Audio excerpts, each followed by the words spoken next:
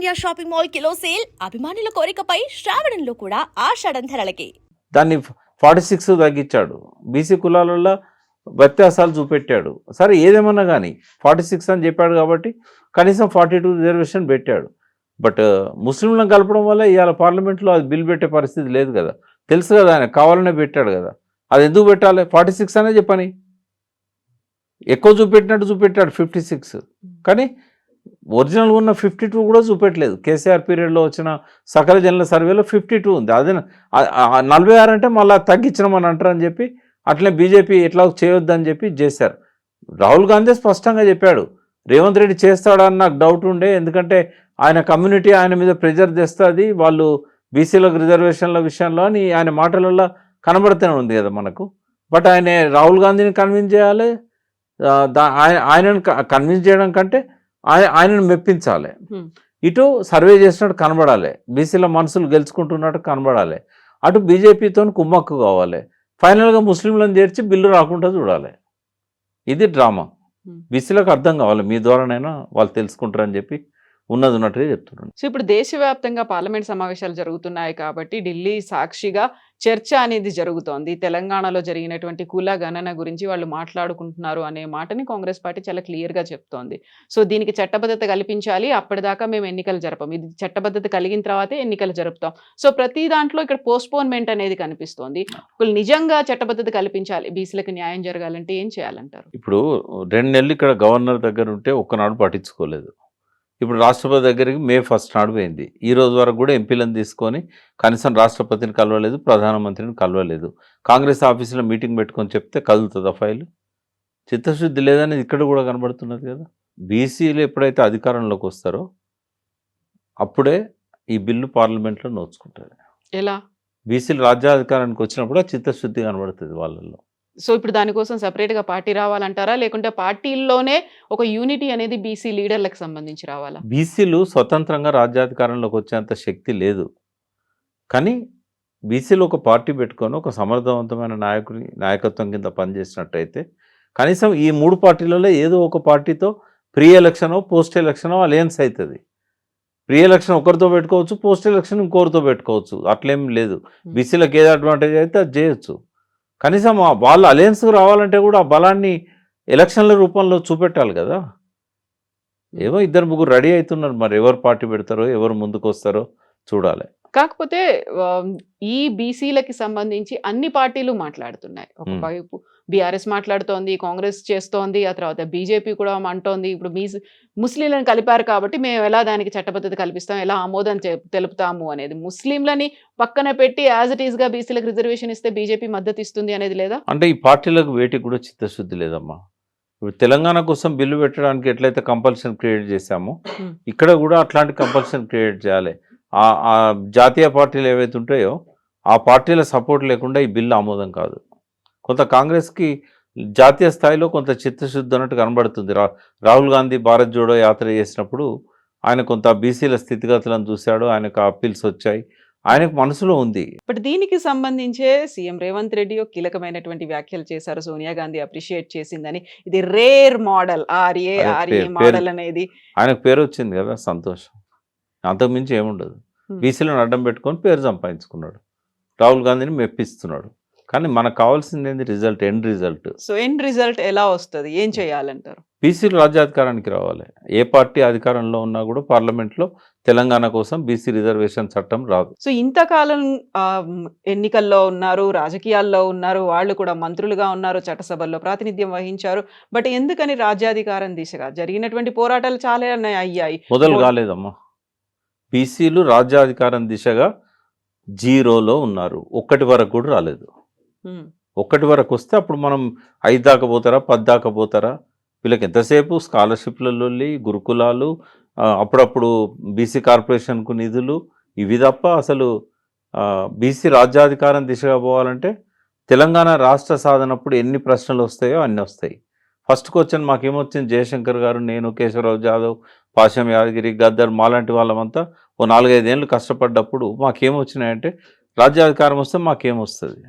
ఎవరికైనా ఏముంటుంది? బీసీలకు రాజ్యాధికారం వస్తే మాకేమొస్తుందని చెప్పగలగాలి. అప్పుడు కూడా ఏమడిగారు, తెలంగాణ వస్తే మాకేమొస్తుందని అడిగారు. అడ్వకేట్స్ అడిగారు తెలంగాణ వస్తే మాకేమొస్తుందని.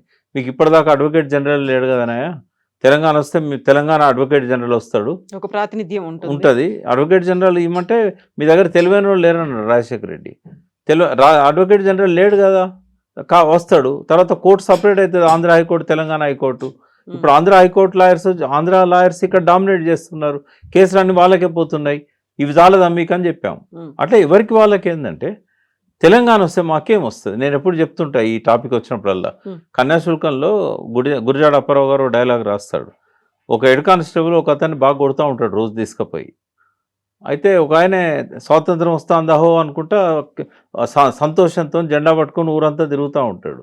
అప్పుడు అతను వచ్చి అడుగుతాడు ఆపి, స్వాతంత్రం వస్తే హెడ్ కానిస్టేబుల్ ట్రాన్స్ఫర్ అవుతాడా అని అడుగుతాడు. అది చాలు మాకు అంతే. అంటే ఎవరి బాధ వాళ్ళదమ్మా, ఎవరి బాధ వాళ్ళది. ఓ ప్రైవేట్లో పనిచేసేవాడు ఏమంటాడు, బీసీలకు రాజ్యాధికారం వస్తే నాకు జాబ్ వస్తుంది అంటాడు. చేపలు పట్టేవాడు ఏమంటాడు, బీసీలకు రాజ్యాధికారం వస్తే నాకేమవుతుంది, నాకు నా బతికెట్లా మారుతుంది అంటాడు. చెప్పగలగాలి కదా. ఇప్పటివరకు అసలు ఎవరైనా దాని మీద మాట్లాడారా? నేను ఒక ఉదాహరణ చెప్తా. 300 కాపులు ఉన్నారు. బీసీలకు రాజ్యాధికారం వస్తే 300 కాపులకు ఏమొస్తుంది అంటే ఎంటర్ప్రీనర్స్ అవుతారు. ఇప్పుడు వడ్లు అమ్ముతున్నారు, జొన్నలు అమ్ముతున్నారు. ఒక జొన్నల నుంచి 13 బై ప్రోడక్ట్స్ చేయవచ్చు. సౌత్ ఆఫ్రికాలో చేస్తున్నారు, బ్రెజిల్లో చేస్తున్నారు. అసలు ఆలోచన ఎవరికి లేదు, అసలు ఆ రకమైన మోటివేషన్ లేదు. ఎందుకు బీసీలు నీకు ఓటేయాలి? దొరలు చేసేదానికి భిన్నంగా నువ్వేం చేస్తావు చెప్పినావా? ఇప్పుడు పార్టీ పెడతామన్న వాళ్ళకి ఆ సోయి ఉన్నది ఎవరికన్నా? అంటే వాళ్ళు ఆలోచిస్తలేరు అసలు. ఇదే మోడల్లో మళ్ళీ బీసీలు ముఖ్యమంత్రి అయితే ఒరిగేది ఏముంటుంది? సేమ్ మోడల్, సేమ్ అధికారం. ఇదే మీరు వడ్లు అమ్ముకోండి, సబ్సిడీ ఇస్తాం, 500 ఇస్తాం క్వింటాల్ కంటే, అట్లా కాదు కదా. వడ్లు ఎందుకు అమ్మాలి రైతు? బై ప్రోడక్ట్ చేసి బ్రాండింగ్ చేసి ఎక్స్పోర్ట్ ఎందుకు చేయకూడదు 100 దేశాలకు? అయితే ఇప్పుడు రాజ్యాధికారం రాకపోవడానికి అక్కడ పార్టీలు అవకాశం ఇవ్వకపోవడం వల్ల, లేకపోతే యూనిటీ అనేది లేకపోవడం. అవకాశం ఎందుకు ఇస్తారమ్మా? ఎందుకు ఇస్తారు? ఇప్పుడు అగ్రకులాల చేతిలో ఉన్న పార్టీలు ఇవి. మహేష్ గౌడ్ కాంగ్రెస్ అధ్యక్షుడు అయినంత మాత్రాన రేవంత్ రెడ్డిని శాసిస్తాడా? క్యాబినెట్లో డిసిషన్ తీసుకొస్తాడా? ఇవన్నీ ఎప్పటి నుంచో కాంగ్రెస్ పార్టీ బీసీలకు అధ్యక్ష పదవి ఇస్తుంది. కానీ కూర్చోమంటే కూర్చోవాలి, లేమంటే లేవాలి. ముఖ్యమంత్రి చేతిలో ఉంటుంది కదా అంతా. యూనిటీ అనేది ఉందంటారా బీసీల్లో? ఎందుకు వస్తుందమ్మా యూనిటీ? నువ్వు ఏమిస్తావో చెప్పకపోతే, ఎవరి కులపోనికి వానికి ఏమిస్తావో చెప్పకపోతే ఫస్ట్ వాన్ దానిలో యూనిటీ రాదు. అంటే మనం అందరం ఐక్యంగా పోరాడితేనే మనకు రాజ్యాధికారం. ఇవి నినాదాల వరకు పరిమితం అవుతాయి. తెలంగాణ కూడా 30 ఏళ్ళు నినాదం రూపంలో ఉంది. ప్రజల్లో ఆకాంక్ష ఉంది. కానీ ఇక్కడ ప్రజల్లో ఆకాంక్ష రావాలంటే కూడా ప్రజల దగ్గర పోవాలి కదా. ఇప్పుడు సంచార జాతులు ఉన్నాయి, ఎంబీసీలు అంటాం. గాడిద మీద ఇప్పటికి వాడు బూట్లు వేసుకొని పోతున్నాడు. ఇల్లు లేదు, ఓటకు లేదు, ఏమీ లేదు, వానికి రేషన్ కార్డు లేదు, ఆధార్ కార్డు లేదు. వానికి ఏమొస్తుందో నువ్వు చెప్పాలి కదా. చెప్పినావా? ఈశ్వరయ్య గారు, చిరంజీవి గారు వీళ్ళంతా ఓ రోజు ప్రెస్ క్లబ్లో మీటింగ్ పెట్టారు. నేను వీడియోలో చూశాను, రమ్మన్నారు, నేను పోలేదు. వాళ్ళు ఏం చేశారు, ఉద్యోగాలు, జడ్జెస్ ఎక్కడెక్కడ ఎంతమంది ఉన్నారు, ప్రజాప్రతినిధులు ఎంతమంది ఉన్నారు. నేను అనేది ఏంటంటే, బట్టలు ఉతికే సాకలానికి ఏమొస్తుంది, గడంగిక మంగళానికి ఏమొస్తుంది, సీరియల్ నేసే శాలానికి ఏమొస్తుంది, లొట్టి మీద కళ్ళు అమ్ముకునే గౌన్లానికి ఏమొస్తుంది, నాగలబెట్టి దున్నే కాపుకి ఏమొస్తుంది? నువ్వు చెప్పకుండా ఏమొస్తుంది? చదువుకున్న వాళ్ళకు ఉద్యోగాలు, పదవులు, ప్రజాప్రతినిధులు. ఇప్పుడు ఊర్లో ఈయన వచ్చి మీటింగ్ పెట్టిపోయాడు ఒక నాయకుడు, బీసీ నాయకుడు. తెల్లారా దొర వాళ్ళందరినీ పిలిచి, అరే రాజ్యాధికారం అంటే వాడు ఎమ్మెల్యే అవుతారు రా, నీకేమొస్తుంది రా, నీ మళ్ళీ గిదే గతి కదా, పొద్దున్న లేచి మళ్ళీ నువ్వు బట్టలు ఉతకాల్సిందే కదా. అసలు మొదలే కాలేదు ఆ ప్రయాణం నా దృష్టిలో. ఒకరిద్దరు పదవుల కోసం తాపత్రయపడుతున్నారు, పార్టీ పెట్టి అందరిని ఏకం చేయాలని సదుద్దేశంతోనే ప్రయత్నం చేస్తున్నారు. కానీ ఉద్దేశాలు ఉంటే సరిపోదు. మహాపురుషుల మంచి భావాలను బట్టి సమాజం మారదు. బీసీలలో ఐక్యం కావాలంటే ఫస్ట్ ఆ బీసీలు ఎందుకు ఐక్యం కావాలో చెప్పాలి. బీసీల ఐక్యమైతే ఏమైతే రాజ్యాధికారం వస్తే ఎవరికి ఏమొస్తుందో చెప్పాలి, ఎవరి వాటా ఏందో చెప్పాలి. ఊరికే మేమెంతో మాకంతా అంటే బడ్జెట్ మస్తారా, ఈ కులానికింత ఈ కులానికింత అని. సో అవన్నీ చెప్పాలి అంటే who bells the cat first అంటారా? పిల్లి మెడలో గంట కట్టేది ఎవరు? అందరినీ కలిపి ఏకం తీసుకురావడానికి వాళ్ళకి ఏది అవసరమో చెప్పగలిగే వాళ్ళు ఎవరంటారు? ఇప్పుడున్న వాళ్ళని అయితే ఎవరు లేరమ్మా. ఆ ప్రయత్నం రాబోయే రోజుల్లో వస్తుందేమో. అందుకే నాకేం భ్రమలు లేవు. నెక్స్ట్ 28లో బీసీ ముఖ్యమంత్రి అవుతాడనో, లేకపోతే ఒక పార్టీ వచ్చి అందరి మనసులను గెలుచుకుంటుందనో నాకేం భ్రమలు లేవు.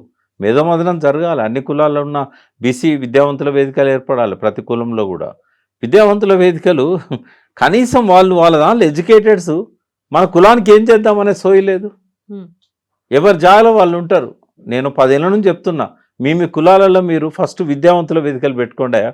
మీ దాంట్లో చదువుకున్న వాళ్ళు ఉన్నారు, మీ దాంట్లో పిహెచ్డి చేసిన వాళ్ళు ఉన్నారు, మీరంతా మీ కులాన్ని ఐక్యం చేయండి. అందులో చదువుకున్న వాళ్ళను, రిటైర్డ్ వాళ్ళను, ఉద్యోగులను అందరినీ ఒక వేదిక మీద తీసుకురండి.